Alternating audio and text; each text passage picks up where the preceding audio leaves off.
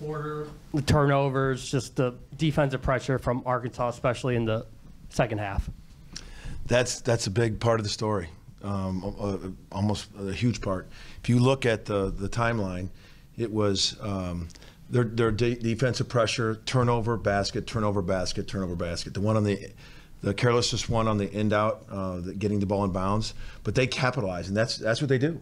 We talked about it, taking care of the ball, because they turn them into baskets with their extreme athletic ability. But it got to 11. If you look, I think 4 turnovers turned into baskets to start the half, and then it got to 11, and that from that point, they just turned up the pressure, and they just really got us extended. But it was the turnovers that led to baskets that got them the lead, and we didn't respond to that. Porter, what do you think of Ricky Council and Nick Smith as kind of a scoring option, just the way Arkansas played with the first game without Brazil?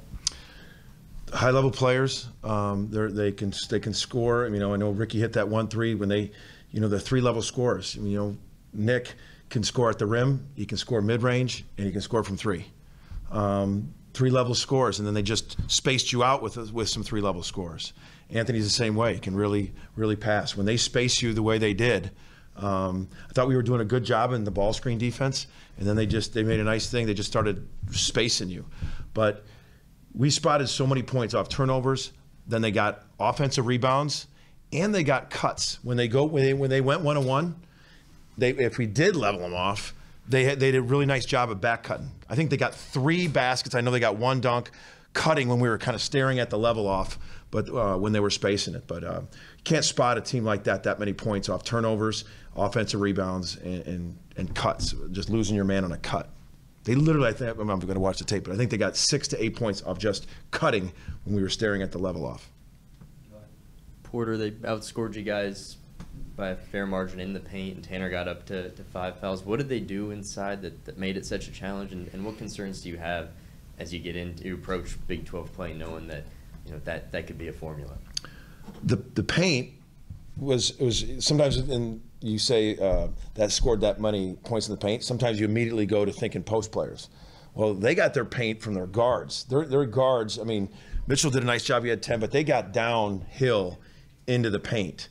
Those are paint points. We talked about it at the first 3 timeouts, even in the first half. We're like, you guys, we've got to guard the dribbler. They're getting downhill so much, and it's part of their athleticism. But you got to protect the paint, and they were going downhill into that paint a lot, and it was their guards, and then their guards can drop it off to their bigs. You can't. It's really hard when the ball's in the paint that much. Porter, you got 23 from Grant, and you talked about the increased pressure from Arkansas. It looked like it was a lot on him in that second half. Just what did you see from Grant and how he responded to that? I thought Grant was a guy that was competing in that atmosphere. I thought Los did. We got to have more guys that need to come with it when that was heat, because we didn't get catches. You put a lot of pressure when you're not getting catches. That's why we were going with multiple guards, but we didn't get catches. So much credit to them, their length and athletic ability, and their effort. I thought those were all high on their part. I give them a ton of credit for that. But we had some guys that didn't play as well they've been playing, but I thought Grant competed in that atmosphere. I thought Los competed in that atmosphere. They just when teams take you out of it, you gotta. I thought we were doing good stuff in the first half. Just in the second half, it just seemed when we had those turnover, you could just feel them just getting ramped up, feeding off those turnovers. And that, to me, that first 5 minutes of the second half, that kind of dictated so much of it, because they just ramped it up, feeding off those turnovers. Go Justin and John. Hey, Porter, it was a neutral setting, but that Arkansas crowd was really loud from the jump. Obviously there's a lot of factors that go into the game, but just how much of a factor was that environment that they really created? That's a great outfit. That's the environment you want to play in. I thought it was a great environment. We just played in one last week too, so great environment here in Tulsa for both fan bases.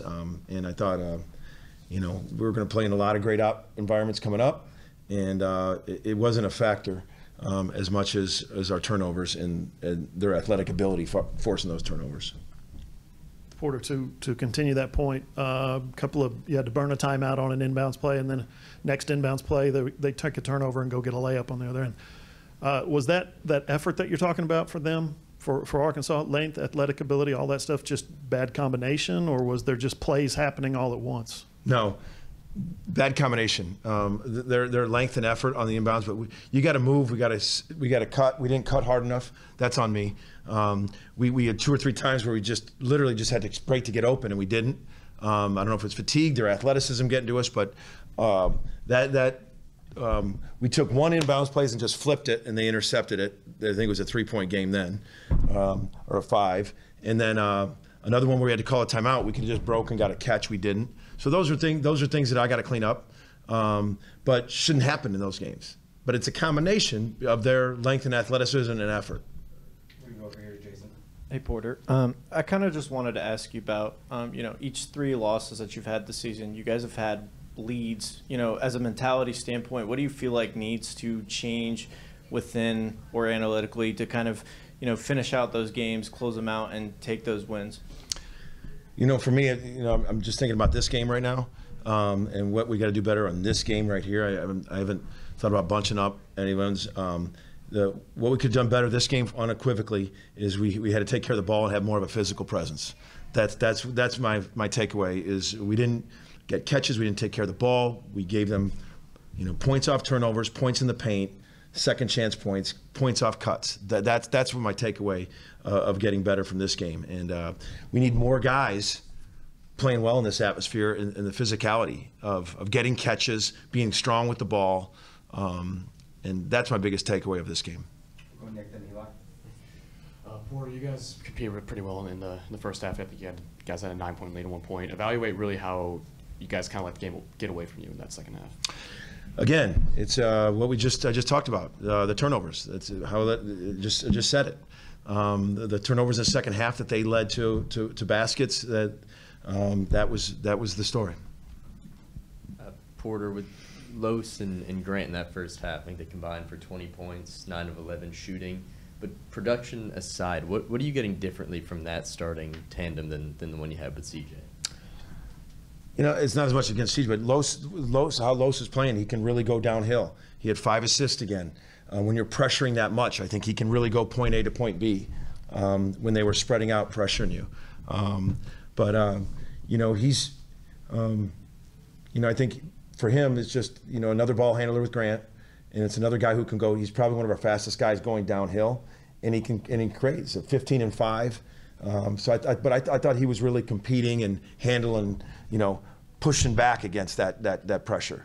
We got to get some more guys that didn't push back as hard. Him and Grant I thought did, and we got to get more in there because you got to combat athleticism and pressure with toughness and pressure. Toughness and getting catches and fundamentals. Getting all those things. And in that stretch, in the beginning, that first 5 minutes of the second half, those 4 turnovers that led to all baskets. That from that point on, it really that was the difference in my opinion. We got time for just a couple more questions. Go Bob in the back to the front row. Yeah, Porter, you've talked before. Don't put all your eggs in the shooting basket. So when Joe makes a block like that, makes a couple baskets, how encouraging could that be?